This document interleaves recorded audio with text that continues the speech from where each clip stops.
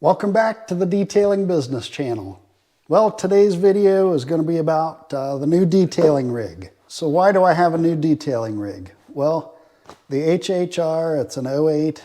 It's getting close to 200,000 miles and it's starting to nickel and dime me. So I'm done. Time for a new rig. And this is it. 2021 Ford Transit Connect. These are hard to find. I just happened to find one. I had to drive an hour to get it, and I bought it right on the spot. So this is what it's gonna be. It does have a little more room than the HHR. It's definitely taller, a little deeper, a little wider. The HHR, I wasn't able to haul water around. I did have a 5-gallon water container, but that was for the extractor mainly. When I'd use the pressure washer, I'd use the customer's water, but then there was a problem with working in parking lots, so I didn't have water. So that was a struggle, using waterless. You know, years ago when I first started out, I had a big water tank and switched to the HHR, had to get rid of the water tank. So now I've got plenty of room, and I've got this old water tank here, 50 gallon. Which is probably overkill, but it's free because I already have it. I've actually got 2 of these. Back in the days when I would wash fleet trucks, semis and whatnot, that would require a lot of water. So I had 100 gallons. 52 semis I used to wash. Can you believe that? And 100 gallon wasn't enough, but they had water. I refill about 7 times. But that water tank's gonna go right about there. I have a vision. I wanna build a framework. I don't want to ruin this vinyl flooring, so I'm gonna put thin plywood. Actually, I've got plywood over there. I've got 2 sheets of plywood, 1/4 inch thick, maybe 5/16, I can't remember, but thin enough that it's not heavy, but still sturdy. I'm gonna lay that down here, and then off of that, I'm gonna build a framework. I actually wanted to do this out of steel tubing, but freaking expensive. I can't believe a 4-foot piece of 1/2 inch steel is like 30 bucks now. Forget that. Plus, I feel like the whole framework isn't going to be able to slide in here, so I'm going to have to build it inside, and of course I don't want to be welding inside. So the next best thing is lumber, which it's expensive too. Anyway, plywood, a framework, and then I'm going to build another shelf up here. Everything heavy is going to go down here, and then the lighter stuff is going to be up here, I think. I think I'm going to put my extractor right in this area, which is probably going to be this tall. And then right above that will be another platform for other things, which I didn't have in my HHR. So I think this is going to work out awesome. So water tank there, extractor here. I want to put my chemicals here readily accessible. And let me show you this.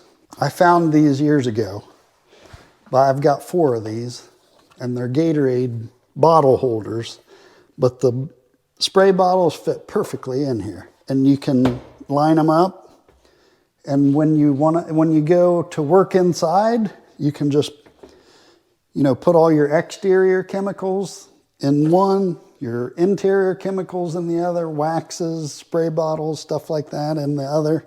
And then when you're working on an interior, you can just pick one up and take it in. So anyway, this was on Amazon. Anyway, so extractor, chemicals on shelves maybe, and then another platform up here. I think I want to be totally self-contained. There was a lot of clutter in the HHR because there just wasn't enough room. So at the end of the day, it looked like I just threw everything in there. Even though it was in order, it was cluttered. Anyway, I don't want to clutter this time, so I'm going to do it right. This little whirligig thing is, you know, your pressure washer hose. I think that's going to go somewhere up here on that platform, so that I can just reel out the hose and reel it back in, and I don't have to unravel the hose and get it all kinked up and whatever.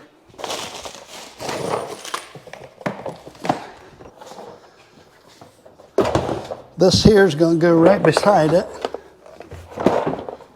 right about like that, and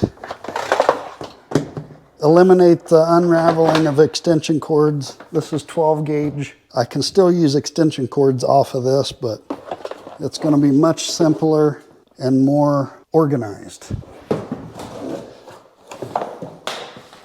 Next on the platform, somewhere in here, I think, got this brand new Ryobi 1600 PSI electric pressure washer. Now I do have the Greenworks pressure washer, 1600 PSI, but it's not a contained unit like this. It's meant to kind of roll around. I want this to be mounted permanently right up in here somewhere. It's going to be hard plumbed right to the pressure washer and then right to that hose reel. So that stays in the truck at all times. The HHR, I could only haul a Honda 2000 watt generator. I want to go bigger. So I've got this Predator. So this one is going to go, I haven't decided which side I wanted. I just decided right before your eyes which side I want it on, and I'll tell you why. I'm going to put it on that side because my gas nozzle is on that side. Let me take you around. Fill up my gas, same nozzle, and fill up my generator gas. If it was on that side, it wouldn't work. So it's going to be on this side, exhaust pointing out, and this thing's going to be so quiet. I've had generators that were them big old Champions or whatever, rattle. Well, this baby's quiet.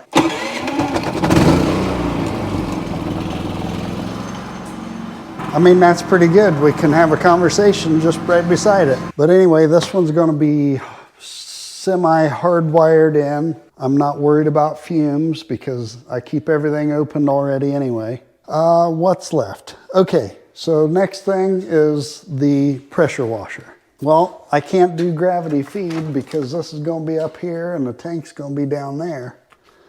So I'm going to get a 12 volt, actually I already have one, a 12 volt marine pump. It's going to be plumbed in with the hard plumbing that I explained. The generator has a 12 volt output. I'm going to hardwire that in to that pump. I'll probably have a couple switches right here, one for the pump and one for the pressure washer. Anyway, the framework is going to be as light as possible. So I've got a whole stack of 2x3s there. I've got the plywood, and I think that's it. Everything's right here to assemble this bad boy. I just have to find time to do it, and it is very tough finding time. Oh, one more thing. So, what am I going to do with the outside? If you saw the video, a couple videos before, you know that the lettering is going to be big. I've already met with the graphics guy, the same guy that did my HHR locally. We're trying to determine whether I'm going to do a wrap or just the vinyl letters. The HHR was great. I loved it because it was red. My logo was white and blue. Red, white, and blue. Love America. I obviously can't have white letters. If we go the route of the vinyl lettering, it's going to be blue and black. If we're going to go with the wrap, the whole thing's going to be red, I think. Maybe not all of it, but mostly red, white, and blue. But I have to see it before I commit, and I should be getting an email probably today of the renderings. So we'll see how that goes. Hopefully next time this thing will be all wrapped. So that's what we're going to be doing. Unfortunately, no detailing video today. Like I said, it's crazy around here. If you're a detailer, show me your layout. I know you can't post pictures on YouTube, at least I don't think you can.